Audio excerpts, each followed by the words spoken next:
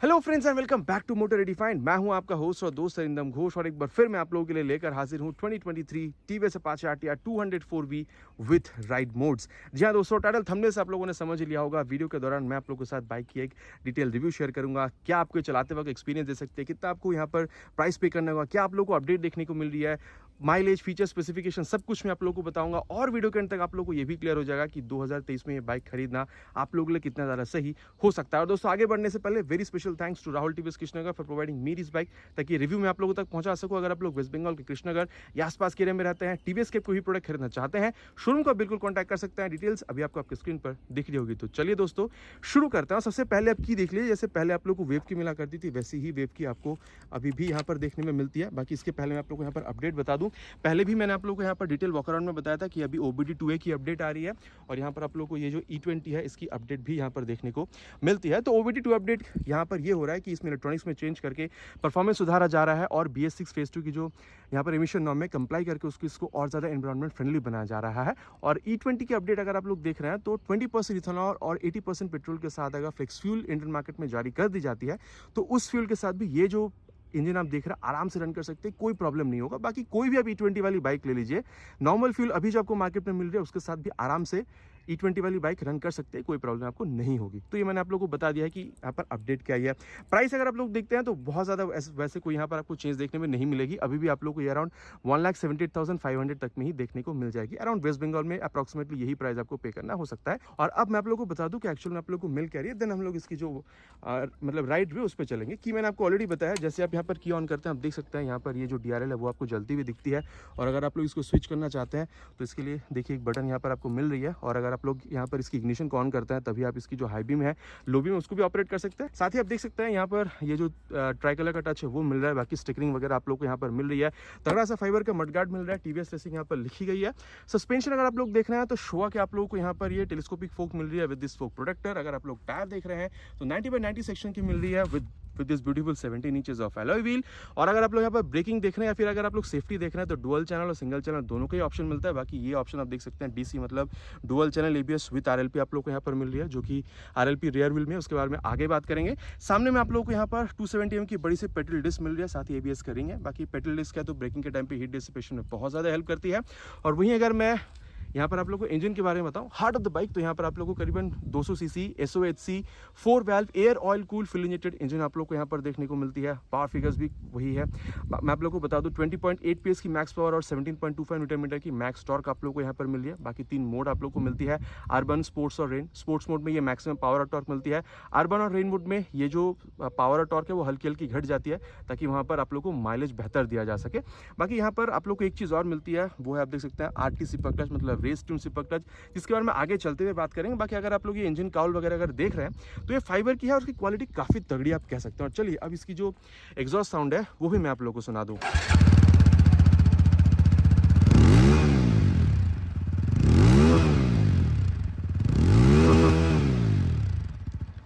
तो दोस्तों exhaust sound आप लोगों ने सुन लिया। बाकी बुलपअप का एग्जॉस्ट अपडेट अभी तक नहीं आया है जो 164V में आ रही है। बाकी ये काफ़ी ज़्यादा छोटी है। आप लोगों का क्या कहना है बिल्कुल नीचे कमेंट कीजिएगा।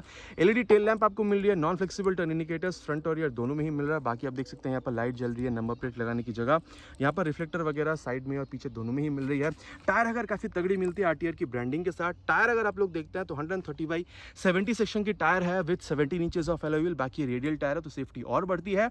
पीछे में आप लोग को यहाँ पर ये 240 mm की ये पेडल डिस्क दोबारा यहाँ पर देखने को मिलती है with ABS and RLP sensor, मतलब rear wheel lift up protection आती है ताकि अगर आप हार्ड ब्रेकिंग कर रहे हो तो पीछे वाली जो टायर है वो उठ ना जाए। ठीक है, वो भी सुविधा आपको यहाँ पर मिल रही है। और अगर आप लोग सस्पेंशन देखते हैं तो आप लोग को यहाँ पर ये एडजस्टेबल शोवा की जो सस्पेंशन है वो आप लोग को यहाँ पर बिल्कुल देखने में मिल जाती है। और अगर मैं आप लोग इसकी साइड लेफ्ट साइड बताऊँ तो आप देख सकते हैं यहाँ पर ये जो लेडीज साड़ी गार्ड है वो मिल रही है। बाकी यहाँ पर लेडीज फुटरेस्ट नहीं है, उसके लिए आप लोग को अलग खर्चा करना हो सकता है। यहाँ पर आप लोग को बॉक्स स्विंग आर्म मिल रही है, ओपन चेन सिस्टम मिल रहा है, तो थोड़ा सा मेंटेनेंस पे भी ध्यान देना होगा।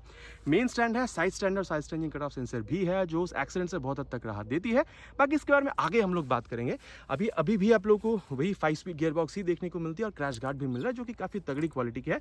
तो अगर गाड़ी साइडवेज गिरती भी है तो आप लोगों को गाड़ी स्क्रैचेस से डेंट लगने की जो पॉसिबिलिटी होती है वो काफ़ी हद तक कम हो जाती है। तो बाइक के बारे में पूरी तरीके से मैंने आप लोगों को बता दिया है। हैंडल बार बता दूँ आप लोगों को, यहाँ पर ये आप देख सकते हैं क्लिप ऑन देखने को मिलती है। यहाँ पे आप लोगों को ये मतलब पास लाइट का switch, high beam, low beam, then क्योंकि ब्लूटूथ इनेबल मीटर कंसोल है तो उसको टॉगल करने के लिए आई बटन मिल रहा है, यह है मतलब टर्न इंडिकेटर्स। हॉर्न आप कह सकते हैं लाउड है। यहाँ पर आप लोग को ये जो मतलब इंजन किल स्विच है वो मिल रही है। बाकी मैंने ऑलरेडी कहा है कि यहाँ पर मोड आ रही है, तो मोड को भी स्विच अप कर सकते हैं विद दिस मोड बटन। बाकी इस बटन का मैंने ऑलरेडी आपको मतलब बताया है कि हेडलैम्प को ऑन ऑफ करने के लिए इसका इस्तेमाल आप कर सकते हैं। और नीचे है इंजन ऑन करने का स्विच। एग्जॉस्ट साउंड मैंने आप लोग को ऑलरेडी सुना दिया। बाकी टैंक पर आप देख सकते हैं ये जो RTA 200 की जो बैजिंग है वो भी आपको मिल रही है। एक बार इसकी जो कंसोल है वो मैं आप लोग को दिखा दूँ। देखिए पूरी तरीके से एक बार स्वाइप लेती है, गियर अप, देन यहाँ पे चेकर्ड फ्लैग, देन यहाँ पर आपको हाई पैचिंग लिखकर आएगी, टैकोमीटर मिल रहा है, स्पीडो मिल रहा है, देन आप लोगों को यहाँ पर जो ओडोमीटर वगैरह वो मिलती है, टाइम मिल रहा है, यहाँ पर फ्यूल गियर सेंसर मिल रहा है, कौन सी मोड पे वो दिखा रही है, देन एवरेज स्पीड कितनी है, gear position sensor, Bluetooth enable meter console की जो मतलब यहाँ पर मिलती है। बाकी मैं आप लोग को बता दूँ यहाँ पर आप लोग ये आप देख सकते हैं स्मार्ट कनेक्ट ऐप यहाँ पर स्टिकरिंग करी गई है। तो डाउनलोड इंस्टॉल करके मोबाइल में अगर आप ब्लूटूथ के सारे कंसोल को जोड़ते हैं तो टर्न बटन नेविगेशन या फिर कॉल SMS अलर्ट वगैरह भी जो है आप यहाँ पर बिल्कुल एक्सेस कर सकते हैं। और अगर आप मोड बटन का इस्तेमाल करते हैं तो काफ़ी सारी चीज़ें और यहाँ पर है जो कि आप यहाँ पर देख सकते हैं। यहाँ पर देखिए लैप टाइमर मोड, देन यहाँ पर हाई स्पीड कितनी है वो दिखा देती है, देन नॉर्मल जो स्पीड है मतलब 0 to 60 कितने सेकंड्स में अचीव हुई है वो भी आप लोग को यहाँ पर दिख जाएगी, देन नॉर्मल ये स्क्रीन पर आ जाती है। और मिरर वगैरह के बारे में हम लोग आगे चलते हुए बिल्कुल बात करने वाले हैं। तो बाइक के बारे में दोस्तों मैंने आप लोग को यहाँ पर बता दिया। और चलिए अब चलते हैं इस बाइक की राइड पर एंड देन देखते हैं कि E20 अपडेट की वजह से क्या यहाँ पर परफॉर्मेंस में कोई डिफरेंस आई है या फिर OBD2 अपडेट की वजह से।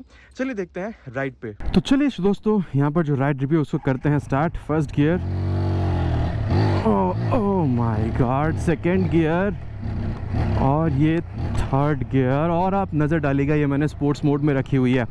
अब दोस्तों ये बिल्कुल समझ में आती है, इसमें कोई दो राह नहीं है। 20.8 PS की जो पावर है ना समझा रही है बिल्कुल। मतलब इनिशियल एक्सेलरेशन की अगर आप बात कर रहे हैं तो वो खींच रही है, और जो टॉर्की नेचर है ना इंजन की वो भी आप लोग को यहाँ पर समझ में आती है।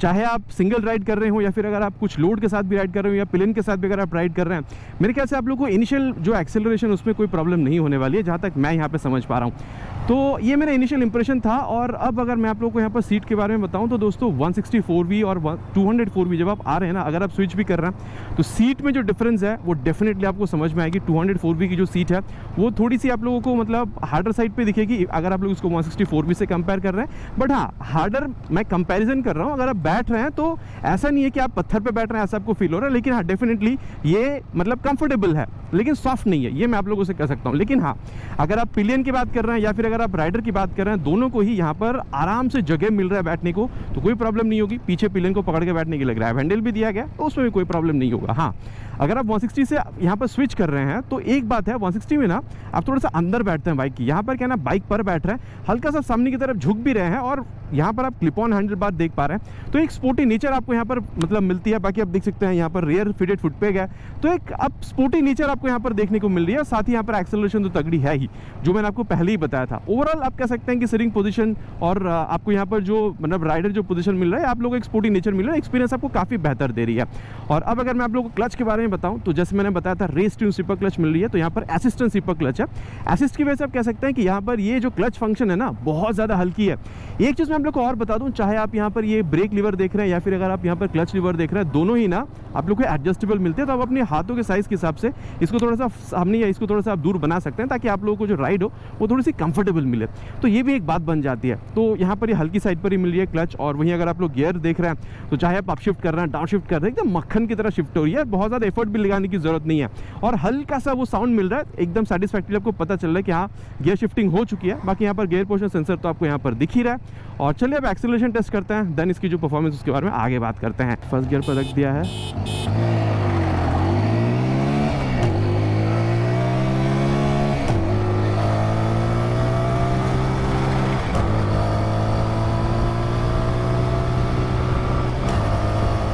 दोस्तों ये आप लोगों ने देख लिया है 0 to 60 और 0 to 100 ये कितने सेकंड्स में अचीव कर सकती है। बाकी दोस्तों कहना होगा मतलब हाँ ये बात है कि E20 और OBD2 अपडेट की वजह से ना आप ये कह सकते हैं कि थोड़ा सा जो परफॉर्मेंस में डिफरेंस है वो आपको कहीं ना कहीं यहाँ पर समझ में आ रहा है। और वाइब्रेशन पे ना बहुत ज़्यादा कंट्रोल करा गया है। अभी जैसे बजाज बहुत ज़्यादा ध्यान देती है अपनी वाइब्रेशन कंट्रोलिंग पे, यहाँ पर भी ना वाइब्रेशन में बहुत हद तक आप लोगों को जब आप 80 तक जा रहे हैं ना, 80-90 तक भी जा रहे हैं तो भी बहुत कम समझ में आ रही है। मतलब हल्का फुल्का वाइब है, मतलब वो आपको मतलब अनोइंग नहीं फील होगी अगर आप लोग लॉन्ग राइड्स पे भी जा रहे हैं। मैं कह सकता हूँ वाइब्रेशन की वजह से कोई प्रॉब्लम नहीं होनी चाहिए आपको।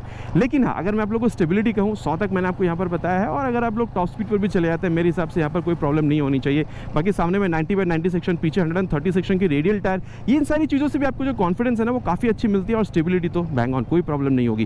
कंफर्टेबल क्रूजिंग स्पीड अगर मैं आप लोगों को बताऊं तो वही आप कह सकते हैं कि अराउंड 80 से 90 के बीच में रखिए, आप आराम से क्रूज़ कीजिए, कोई प्रॉब्लम नहीं होगी। हाँ, अगर आप मतलब यहाँ पर माइलेज देखते हैं तो जैसे कि नॉर्मली आप यहाँ पर 40-42 तक तो पा ही सकते हैं अगर आप लोग अर्बन या रेन मोड में स्विच करके चलाते हैं। बाकी अगर आप लोग हाई स्पीड्स पर भी जाते हैं, 70-80 तक भी जाते हैं, मेरे ख्याल से आप लोग को 35-38 तक तो मिल जानी चाहिए। साथ ही दोस्तों दो चीज़ यहाँ पर और है। सबसे पहले तो मैं आपको दिखा दूँ कि यहाँ पर ये जो side stand engine cut off sensor है वो भी काफ़ी अच्छी तरीके से काम करती है। ये देखिए साइड स्टैंड का यहाँ पर जो इंडिकेशन है वो आप लोग को यहाँ पर दिख रहा है। गाड़ी बंद हो गई है, देखिए गाड़ी भी स्टार्ट नहीं हो रही है, हटाते हैं इसको, आवाज़ आई होगी आपको और देखिए गाड़ी जो है दोबारा स्टार्ट हो गई है। दोबारा एक चीज़ जो और यहाँ पर है वो है इसकी ग्लाइड थ्रू ट्रैफिक टेक्नोलॉजी। अभी देखिए सेकंड गियर पर है, ये आराम से 15-16 का स्पीड ले रही है। इसको अब फिफ्थ गियर पे मूव करते हैं, हल्का सा इसके जो क्लच और थ्रॉटल है उसको अगर हम लोग रिलीज़ कर दें तो आप देख सकते हैं वो 14-15 तक ले रही थी सेकंड गियर में, अभी देखिए ये करीबन 30 तक की स्पीड ले रही है, 31 तक की। ये जो टेक्नोलॉजी है ना बहुत ज़्यादा आप लोगों को वो इंजन स्टॉलिंग से बचने की हेल्प करती है और साथ ही अगर आप लोग ट्रैफिक पर भी हैं तो भी आप इस टेक्नोलॉजी का इस्तेमाल कर सकते हैं अपनी जो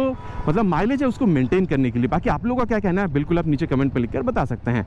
और चलिए दोस्तों अब इसकी जो ब्रेक टेस्ट है वो भी कर लेते हैं। डुअल चैनल ABS है, फ्रंट ब्रेक को पहले टेस्ट करेंगे देन रियर ब्रेक को। सबसे पहले फ्रंट ब्रेक को टेस्ट करते हैं at the speed of 60 and brake applied. ये दोस्तों मैं यहाँ पर दो चीज़ बताना चाहूँगा। यहाँ पर आप अगर ये ब्रेक लीवर देख रहे हैं जिस लेवल पर भी ये सेट है उसके हिसाब से काफ़ी ज़्यादा सॉफ्ट है, तो आपको थोड़ा एफर्ट के साथ उसको पुल करना पड़ रहा है। लेकिन एक बात है, जितना पुल कर रहे हैं ना उतना आपको बाइट और फीडबैक यहाँ पर बढ़िया मिल रही है। बाकी मैं ये कह सकता हूँ कि 270 mm के सामने जो पेडल डिस्क है वो बढ़िया काम कर रही है। ब्रेक बाइट और फीडबैक मतलब ओवरऑल फ्रंट ब्रेकिंग में आपको कोई प्रॉब्लम नहीं होगी। और चलिए अब रियर ब्रेक को भी अप्लाई करते हैं same at the speed of 60 and brake applied. हाँ यही बात है, ये देखिए मतलब ABS होने का ना मतलब बात ही अलग होता है। पहली बात तो ये है कि हाँ प्रोग्रेसिव है रियर ब्रेक लेकिन फिसली नहीं है। जब मैंने एक्सट्रीम प्रेस किया ना तब मुझे ABS का इंट्रूशन समझ में आया, मतलब ABS जो है वो समझा रही है कि भाई नहीं मैं व्हील को लॉक नहीं होने दे रहा हूँ, तो ये एक बहुत बढ़िया बात बन जाती है। और दोस्तों अपाचे जानी जाती है अपनी कॉर्नरिंग एबिलिटी के लिए। ये देखिए कितना मैंने इसको लीन किया है, मुझे यहाँ पे डर का मतलब फील बिल्कुल भी नहीं हुआ। 130 सेक्शन की जो टायर है काफ़ी मतलब बढ़िया रिस्पांस निकाल कर दे रही है। सस्पेंशन में से फीडबैक बहुत बढ़िया मिल रहा है, बाकी कॉर्नरिंग में बहुत सही है। मतलब सस्पेंशन के बारे में आगे बात करते हैं। अभी ओवरऑल जो मतलब ब्रेकिंग है वो मैं आप लोगों को बता दूं। अभी इसको और एक बार टेस्ट करेंगे, पहले रियर ब्रेक अप्लाई करेंगे, फ्रैक्शन ऑफ सेकंड्स के बाद फ्रंट ब्रेक को अप्लाई करेंगे। चलिए अगेन 60 पर ले चलते हैं एंड ब्रेक अप्लाइड।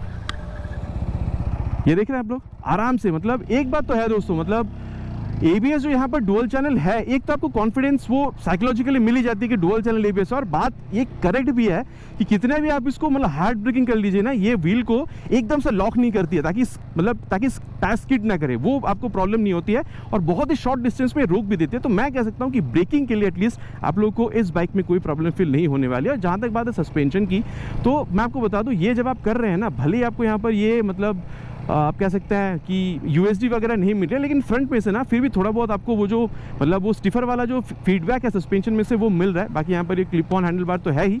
और रियर अगर आप लोग ये देख रहे हैं सस्पेंशन, तो एक बार इसको ऑफ रोड पर यहाँ पर ले चलते हैं।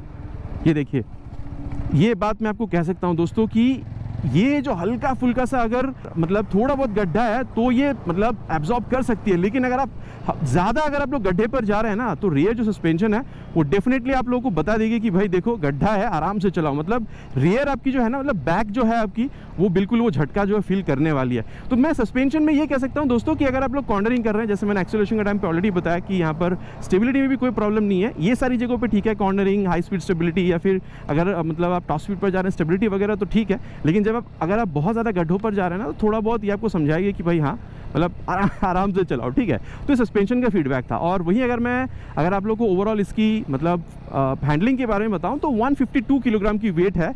और दोस्तों ट्रस्ट मी, मैं बहुत ज़्यादा मतलब अपाचे 164 भी चला चुका हूँ और उससे जब मैं यहाँ शिफ्ट कर रहा हूँ ना तो वेट की वजह से मुझे यहाँ पर डेफिनेटली कोई वैसे डिफरेंस बहुत ज़्यादा समझ में नहीं आ रही है। इनफैक्ट अगर आप लोग NS 200 में भी जाते हैं तो उसके साथ भी अगर आप कंपेयर कर रहे हैं तो उससे आपको ये हल्की महसूस होगी। हाँ अगर आप दोनों को बारी बारी से चला रहे हैं तो महसूस होगा, बाकी दोनों बाइक ही आप लोगों को चाहे NS हो चाहे ये बाइक हो आप लोगों को मतलब हल्की ही फील होती है, बहुत ज़्यादा वेट समझ में नहीं आती है। और वैसे मैंने आपको अभी कहा था कि जब आप ये कर रहे हैं ना तो मतलब हल्की सी एक स्टिफर वाली जो मतलब फीडबैक है सस्पेंशन है वो भी आपको मिल रही है। बाकी ब्लूटूथ इनेबल मीटर कंसोल है, तो turn by turn navigation, call SMS alert वगैरह आप देख पा रहे हैं, गियर पोजिशन सेंसर है, ठीक है। तो ये सारी जो चीज़ें हैं वो आप लोगों को अच्छी तरीके से समझा रही है कि मतलब अगर आप लॉन्ग राइड्स वगैरह करते हैं, ठीक है, अगर आपको नए नए रास्तों पर एक्सप्लोर करते हैं तो ये जो सारी चीज़ें आप इस्तेमाल कर सकते हैं। साथ में आपको एक चीज़ और बता दूं, अगर आप मतलब 200 सीसी से ही अपनी बाइकिंग की शुरुआत करना चाहते हैं, आप नौसिखी हैं, तो सीखने के लिए बाइक यहाँ पर गियर पोजिशन सेंसर भी है, उसमें भी आपको प्रॉब्लम नहीं होगी।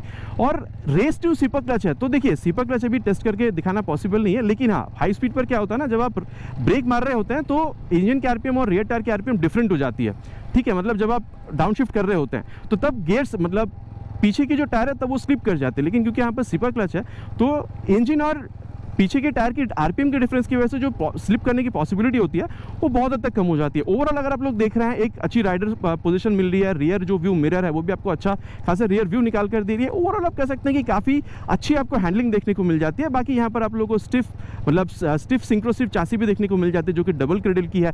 तो ओवरऑल आप लोगों को एक अच्छा फीडबैक भी मिल रहा है और एक मतलब आप कह सकते हैं कि जो कॉन्फिडेंस है, चाहे वो हाई स्पीड हो, चाहे वो कॉर्नरिंग हो, चाहे आप ऊबड़ खबड़ रास्तों पर जा रहे हो, अच्छी मतलब एक कॉन्फिडेंस भी ये गाड़ी दे रही है। तो दोस्तों मैंने आप लोगों को पूरी तरीके से इस बाइक के बारे में बता दिया और चलिए अब चलते हैं कंक्लूजन की ओर और देखते हैं कि इस बाइक को अगर आप NS200 के साथ कंपेयर करते हैं तो कितना ज़्यादा सही होगा खरीदना। और दोस्तों अभी सत्य वचन की घड़ी की यहाँ पर कितना ज़्यादा सही होगा 2023 में ये बाइक आप लोगों के लिए खरीदना। अब दोस्तों कंपटीशन के बारे में क्या ही कहा जाए, मतलब NS200 सबसे टफेस्ट कॉम्पिटिटर बनती है, बाकी ड्यूक 200 वगैरह प्राइस बहुत ज़्यादा हाई हो जाती है, उससे इसकी कंपैरिजन नहीं बनती है, ठीक है। अगर आप लोग NS से कंपेयर करते हैं ना तो देखिए वो बाइक आप लोगों को करीबन 1,82,000-83,000 तक में मिलेगी और ये अराउंड 1,78,500 में मिल रही है। तो आप कह सकते हैं करीब 3-4 हज़ार रुपये तक का फ़र्क है NS में, ठीक है, वो ज़्यादा आप पे कर रहे हैं वहाँ पर। तो देखिए अगर आपको लिक्विड कूल इंजन चाहिए थी, ड्यूक की इंजन आपको पसंद थी, मतलब परफॉर्मेंस वगैरह क्योंकि वहाँ पर अच्छे मिलते हैं, लेकिन बजट आपको उतना नहीं बन रहा था, लेकिन वही इंजन आपको चाहिए थी तो भी आप NS प्रेफर कर सकते हैं क्योंकि वहीं से ड्राइव करके वहाँ पर इंजन डाली गई है। बाकी अगर आप लोग को रॉ पावर चाहिए था, आपको 6 गियर्स चाहिए थे, आप लोग को USD और डुअल चैनल चाहिए था, ठीक है, ABS की मैं बात कर रहा हूँ, तो आप उस बाइक को बिल्कुल खरीद सकते हैं क्योंकि वहाँ पर पेरीमीटर फ्रेम भी मिल रहा है, USD भी अभी मिल रही है, डुअल चैनल भी मिल रहा है, ABS, तो वहाँ पर परफॉर्मेंस के साथ साथ सेफ्टी भी आपको काफ़ी अच्छी देखने को मिलती है। तो इन सारी चीज़ों के लिए आप NS200 के साथ जा सकते हैं, लेकिन वो बाइक ना फीचर में लैग करती है। इसी पे आ जाती है यहाँ पर ये अपाचे 204V, ये ना एक बैलेंस बाइक है। अब देखिए यहाँ पर आपको परफॉर्मेंस अच्छी मिल रही है, बाकी देखिए अगर हाँ पावर के जो डिफरेंस है चलाते वक्त थोड़ा बहुत आपको फील होगा, लेकिन ऐसा बिल्कुल भी नहीं है कि ये बाइक चलाते वक्त आपको पावर की जो लैग है बहुत ज़्यादा फील हो रही है। यहाँ पर भी काफ़ी अच्छा जो पावर डिलीवरी है वो आपको यहाँ पर देखने में मिलता है, उसकी वजह से आपको कोई प्रॉब्लम नहीं होगी।